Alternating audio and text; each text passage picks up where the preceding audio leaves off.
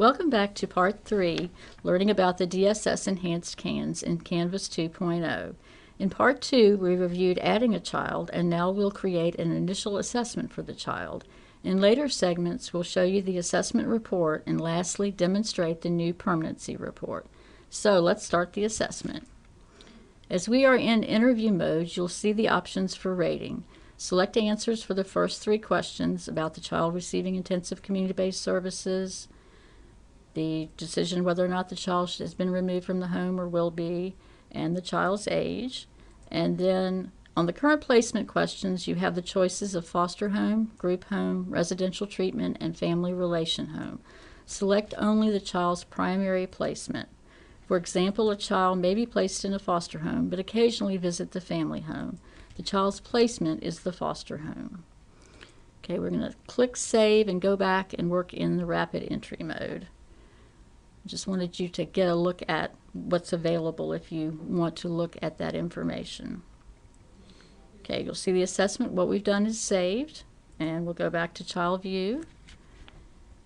And when you get back to Child View, you'll see down at the bottom, under Assessments, you'll see, well, click on that one. We had a false start earlier. Okay, we're going to switch to rapid entry mode and continue the assessment. Okay, for those of you familiar with Canvas, you'll notice right away that the interface looks very different and much easier to navigate. Canvas 2.0 also has a comments box by each item. These comments are not required but are provided if the rater wishes to make a particular note.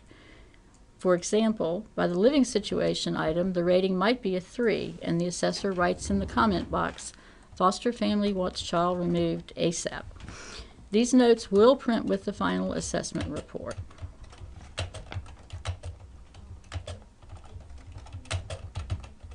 Okay, we're going to go through and just select items. On the developmental item, you'll see that the area is grayed, and if you select a rating of 1 or higher, the rating will trigger the module. Instead of appearing at the end of the assessment, the module will drop open after you select the rating. That is how all the trigger items and modules work in Canvas 2.0, instead of, as in the current system, finding the appropriate module at the end of the assessment.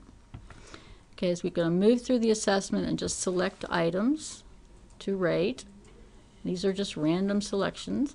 When we get to the independent living item, note that there is now an instruction about what to do if the child is under the age of 14, rate a 0. Okay, then the strengths resiliency domain. This child has a lot of strengths.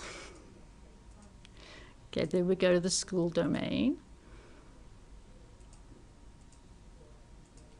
And then move on through into the behavioral emotional needs. When you get to the adjustment to trauma item, though, you'll notice the difference. For the DSS enhanced version, the trauma module is always displayed and completed, whether or not you are completing a comprehensive or reassessment, and even if you rate the adjustment to trauma item a 0.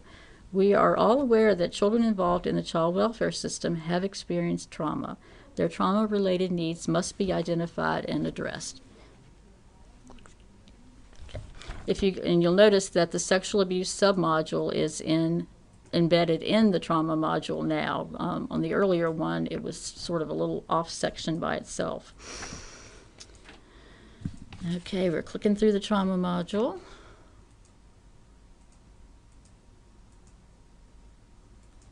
You'll notice substance abuse. If you did that 1 or higher, it would, substance use rather, it would open a module. You've got danger to others, sexual aggression, runaway, delinquent behavior, fire setting are all potential items that might trigger a module.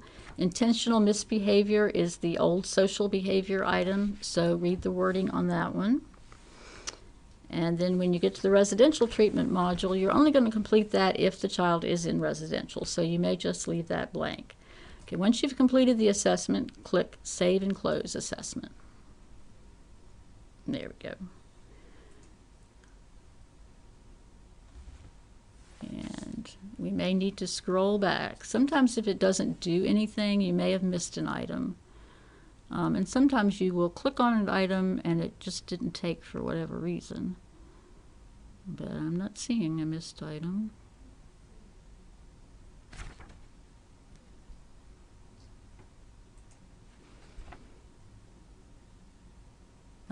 now it's spinning. There we go. Okay, it won't let you close yet because the caregiver assessment has to be completed before closing the assessment. And you'll see that message up at the top. So we'll click on Add button to attach a caregiver assessment. Okay, the caregiver assessment or the caregiver loop is very important in the DSS Enhanced CANS. It consists of the former Planned Permanent Caregiver Strengths and Needs domain and a new child welfare module. The Planned Permanent Caregiver domain is now titled the Parent Guardian Strengths and Needs domain. But a big difference is that you can rate up to 3 caregivers and assess each caregiver's relationship to that specific child. As you know, parents or other caregivers relate differently to their individual children, affecting their ability to care for, supervise, or protect the child. So we'll click Add, and we've got Caregiver List populates the screen. We select one caregiver, and we're just going to complete one caregiver assessment right now. And we'll just click on through. These items should all be very familiar until you get down to the safety item. There is new wording on the safety item, so you will want to check that. You can find all of the item and anchor rating definitions in the Virginia CANS Assessment Item and Rating Definitions Manual for the DSS Enhanced CANS. Although we are completing a CANS for an older child, there's also a version of the manual for the Birth to 4 DSS Enhanced CANS. Print a copy of this manual to have on hand when you are taking a certification exam or rating a CANS. You can find it on the new Canvas site and on the CSA website, www.csa.virginia.gov, in the CANS folder.